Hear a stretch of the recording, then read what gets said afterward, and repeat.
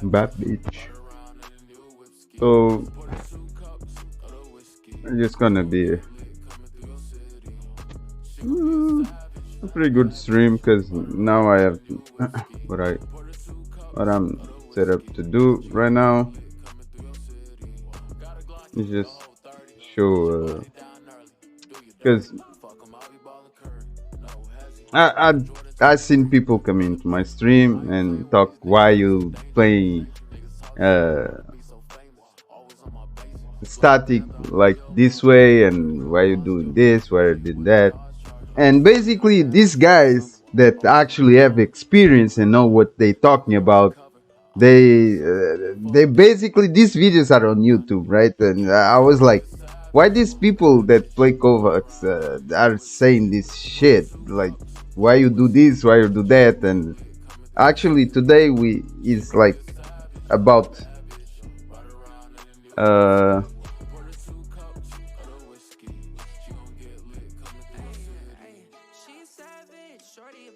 uh they actually have the, because at this point, since I'm kind of still, I cannot really show you like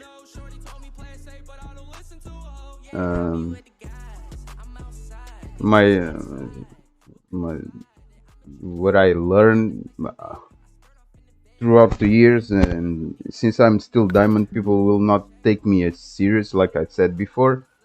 But fortunately, there is guys that are not diamond, are actually good well-known aimers, and I thought these videos are not out and people don't have this information. So I fired up my stream.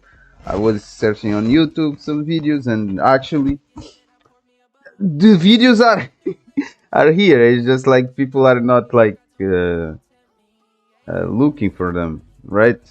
So this I learned from experience, right? I didn't learn from watching their videos, because I only discovered their videos like today, because I was like, why these people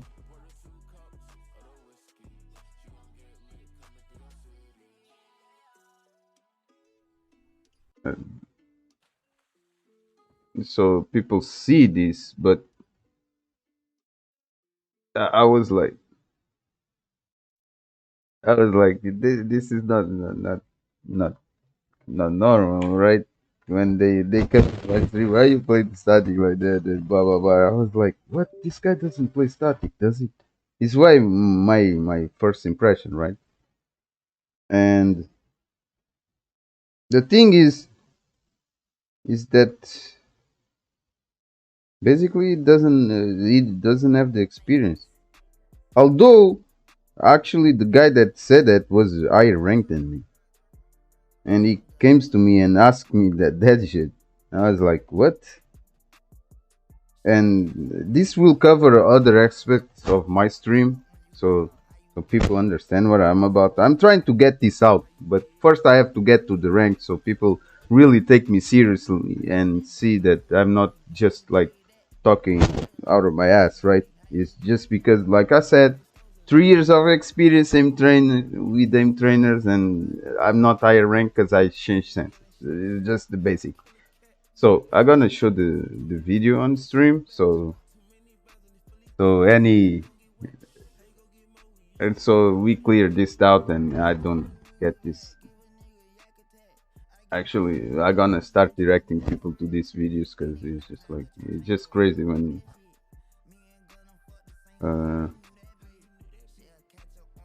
where is this? Oh, this is just to clear up the points. Right now I have the Bardogs and Matthew Overwatch. That fortunately guys show me is like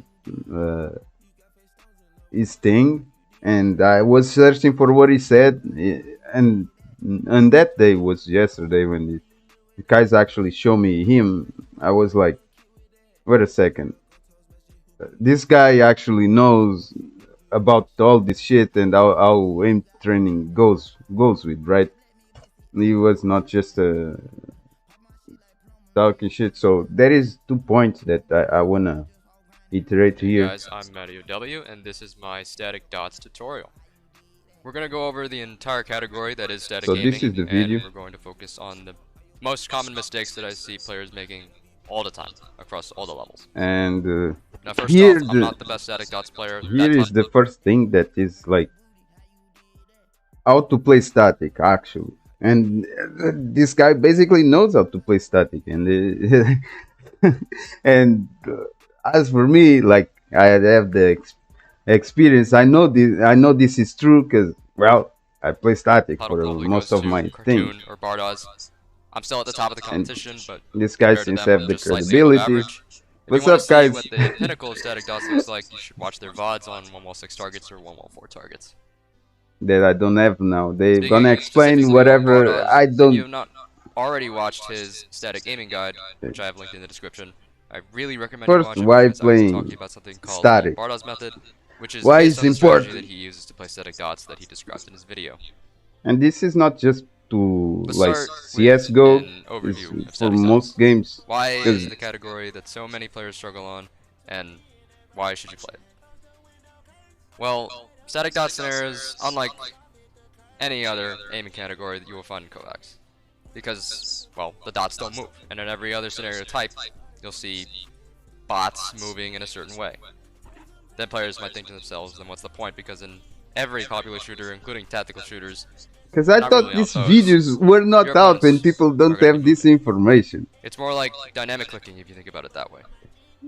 So, why play static Personally, dots if it's not preparing you to face that? Well, static dots doesn't train you like that. It trains your flick accuracy.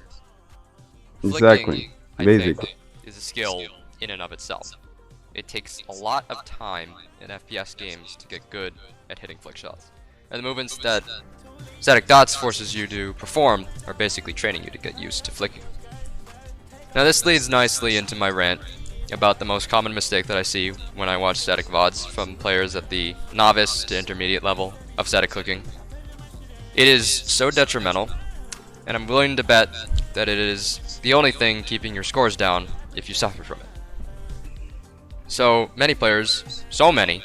So here is the part that I saw most people come into my stream and ask me questions. I'm like, you probably don't play static, and here is where I sometimes I get confused with this higher level players than me that don't understand this, that how to play static. But we are all to learn, right? Do not know how to flick properly. And let me give a demonstration. That's why. And the other day when they show me this guy, that where is the guy? No, is this one? No. What is that? Actually, I have to go to the story.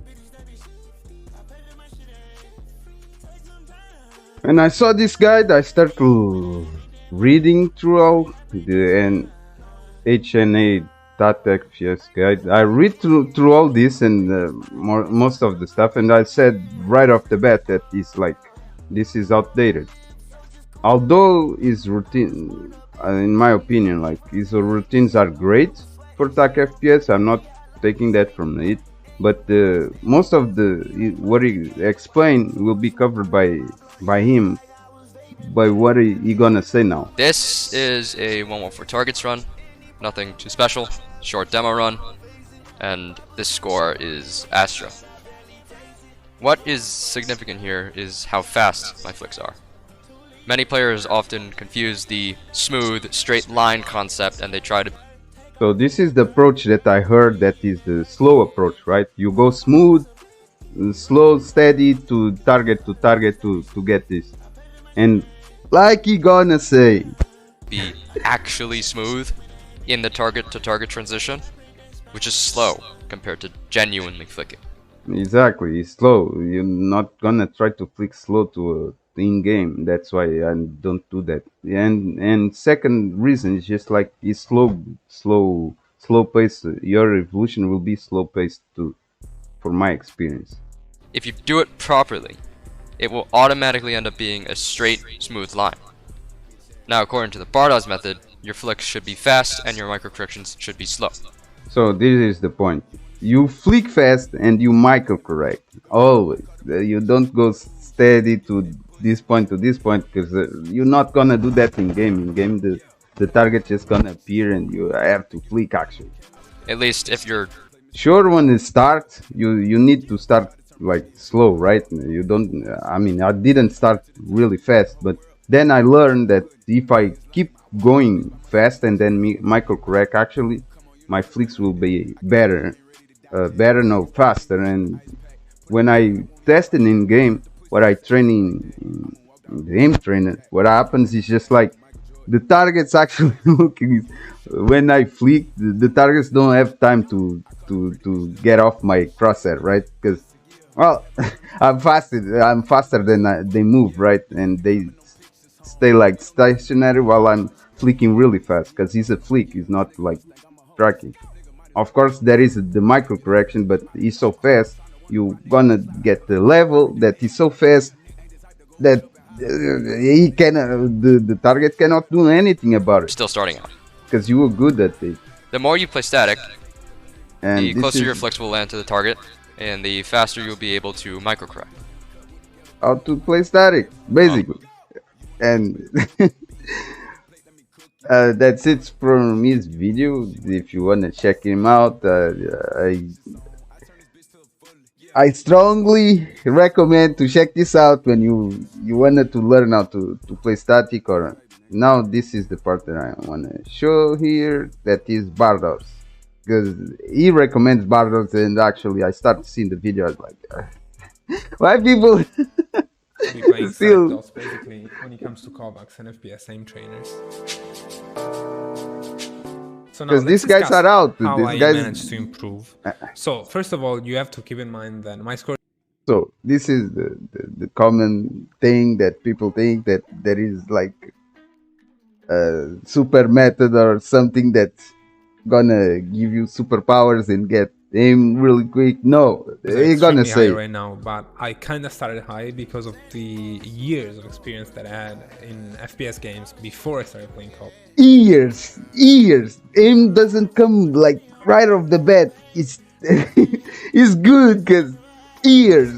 Because basically when I started playing static dots in Kovacs, I already had 13 years of experience in Counter-Strike, so don't feel demotivated. 13 years. Fuck hell, man. Look, 13 years of experience. That's why this guy is good. It's not because like he has something that you don't have. It's just because he has fucking 13 years of fucking experience. So, like he said, don't. If you can't hit the kind of I scores gonna- years of experience in Counter-Strike, so don't feel demotivated if you can't hit the kind of scores that I'm hitting, because you know you got Exactly. Why someone is gonna get demotivated when this guy spent 13 years to get where he is? It's just because self-explanatory. Like he's not good because he has something better or something that others don't have. He just took the time. gotta keep it in context that I had played similar scenarios in Counter-Strike for years before I even ever touched Kovacs. And by the way, this is what I'm trying to show on stream, right? That this is a process, right? That's why when I see don't backseat, because I'm too on a process to learn the concepts, right? And I have basically most of them. I just cannot really yet apply it. So backseating is just like pointless because I know the concept. Apart from that, basically, I used to be around and these annoying 1200 too. in one World Targets mode when I started practicing. So yes, it was not bad considering I had just started, but it wasn't terrible either. And I was kind of stuck. Like, don't think that my improvement was linear, because it wasn't. I will put a little graph of my scores on screen to show you. And so, of course, how did I improve? So basically everyone was telling me in voltaic and in naming communities that I should have gone for speed, but I felt like that wasn't the right way, because my idea is, why would you go for speed over accuracy when the perfect run has 100% accuracy? I I didn't see this part, but I think it'll get to my point, that why I go to after some time going slowly, and then I realized that going for speed is more important here than going for for accuracy. Like, basically, I approached it like you would approach learning an instrument, because my idea was I need to be able to make the movement that I need perfectly and slowly before I speed up. So I actually started getting lower scores but higher accuracy. I kind of forced myself to slow down and make sure that I was 100% on target. Now, initially I was using the same crosshair that I use in Valorant, which has a gap in the middle, and basically I was focusing very hard in the middle of the crosshair and only clicking if I was 100% sure that it was black in the middle, because I use black dots. So basically I started getting 100% accuracy over and over again. But you And, get lower scores, yeah. Scores at the start dipped and then they started climbing again. The problem with this is that you need to basically power through a period of time where you will get lower scores than what you were getting. But that's basically because you're unlearning bad habits that you had when going too fast. Also, you need to understand that the way you should approach flicking and static dots is not actually one smooth movement, because that will, if you're going very fast, that will be very, very hard to actually, consistently hit on target if you move like that. Or it will just keep you slow. The idea. So what I gather is that he actually did like me. He did the slow approach, then he went back up to speed, and then start doing the micro correction. You learn this by experience. The idea is to actually make a very fast flick, as fast as you can with your arm, and then you will land somewhere close to the dot, possibly even on the dot once you get very good. And then, you have to wait for your brain to realize where you landed, or kind of predict where you're gonna land based on the movement, depending on how good you are. And then micro correct. Micro correction means that you're basically flicking again, but on a very, very, very small angle. So it's not really a flick, because it would be just a little movement of the hand. And then you land on the dot. That's the idea. So you split into movements. But like at the start, you can go extremely fast on the flick, but take your time with the micro correction, okay? Because I see people trying to ape, people call it ape, which means basically acting like an ape, moving extremely fast. And you can still ape and be accurate, you just ape the flick part of the movement and not the micro correction. Yeah, exactly. So you flick extremely fast, then you judge how far you were from target, and you micro correct. Initially you will be very off, and yes, you're gonna miss a lot. Really focus on having clean lines. Like when I say clean lines, so what I gonna explain this real quick. When I was doing like that's the theory behind my no reload scenarios, right? My no reload scenarios is just to learn that you go really fast and you micro correct. That's why I put no reload, because when you have reloads while training, when you do it in benchmark, reload has to be present because you are training for your max score, right? But when you train, you're gonna miss a lot, and those misses. I can show you another video showing how your brain actually took those mistakes and to correct and blah blah blah. And these things was what I learned from experience, and not actually for reading the videos, but that came from a reading about how the brain works, right? So kind of from a second source, but the most of it was experience.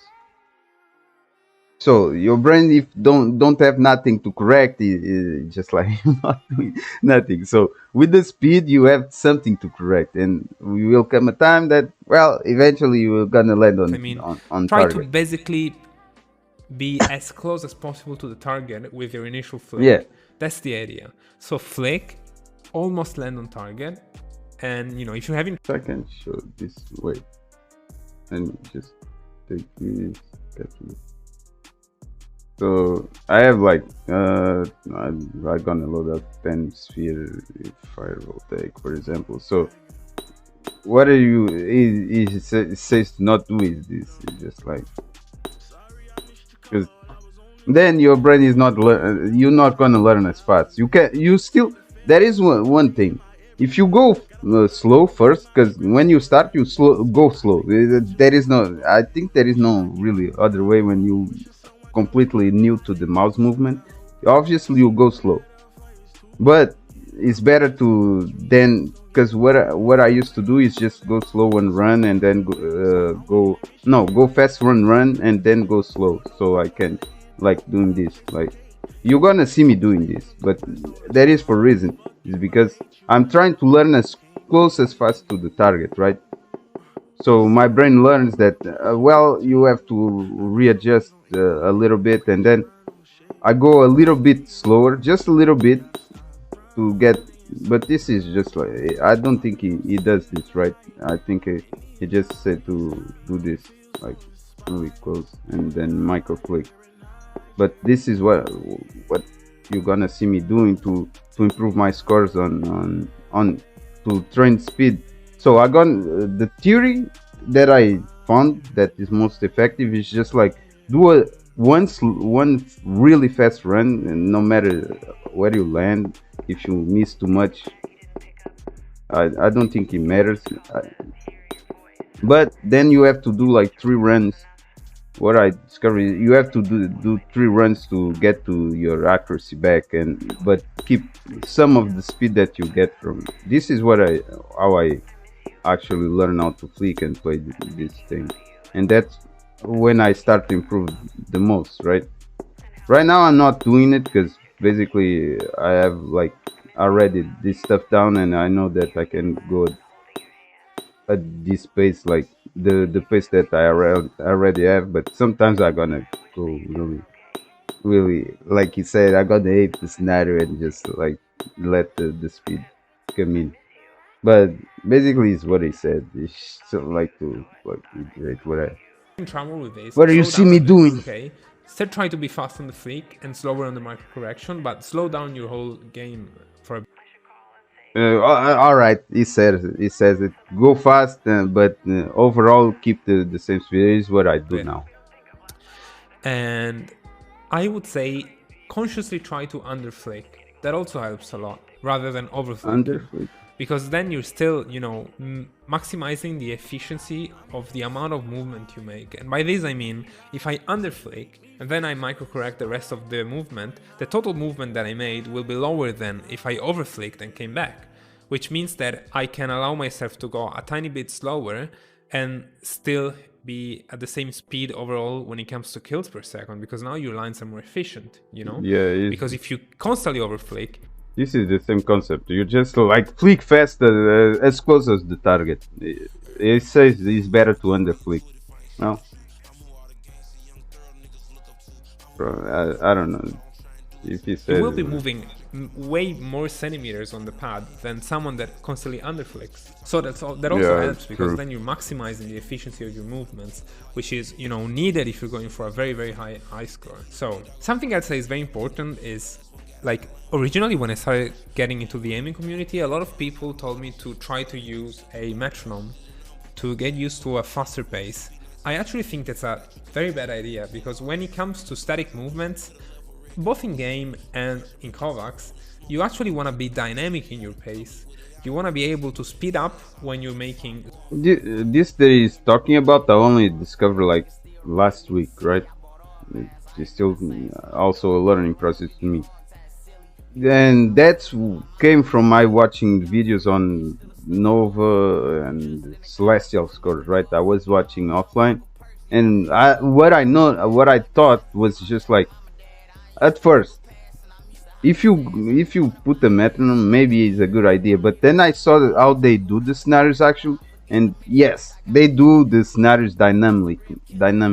Is what I gathered from those scores. So they don't go. They are not like, the overall speed will be higher than a normal than a new guy, right? But they don't go like really. That's why I said yesterday that the speed is not that high. It's just like I thought that at first, like before last week, I thought that when you eat like celestial and whatever, your pace is always fast, right? But no, it is. That's why I said that it.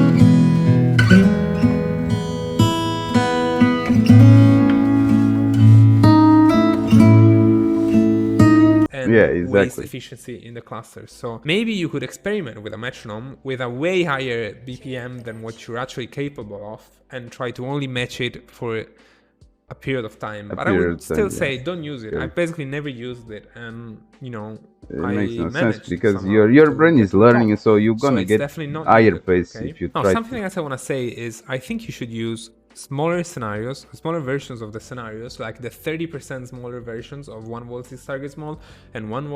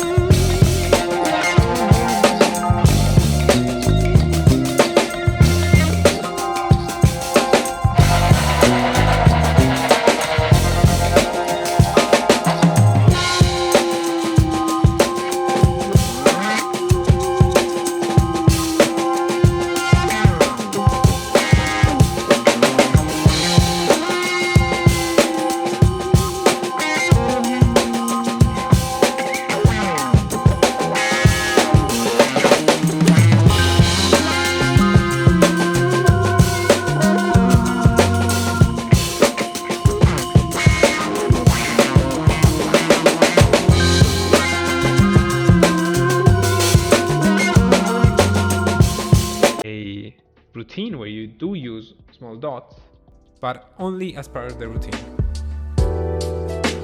Okay, so this is video. This is what I have to.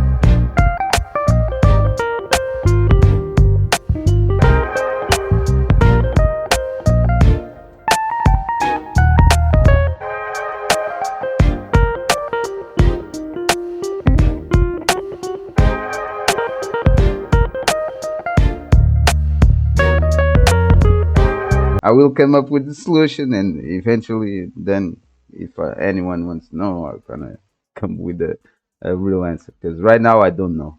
I don't know if, but I one thing I know is just like it's impossible to like do it without like spending a lot of time.